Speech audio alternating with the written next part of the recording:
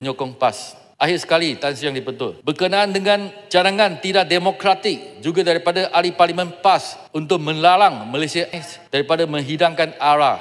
Saya ingin menegaskan bahawa hak untuk minum atau tidak minum ARA adalah hak individu orang bukan Islam. Malah syarikat penerbangan daripada negara-negara Muslim daripada Arab seperti Emirates, Etihad, Qatar Airways dan Gulf Air sendiri menghidangkan ARA kepada penumpang mereka. Kepada PAS, kepada PAS. Jika begitu tidak sukanya kamu, saya cadangkan PAS menubuhkan syarikat penerbangan sendiri. Bagi laluan boleh.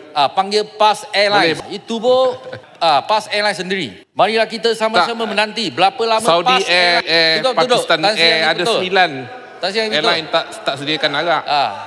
Kepung nak bagi tak bagi? Tak. Tak bagi. Tak. Sila Rahmat, Kepung tak bagi.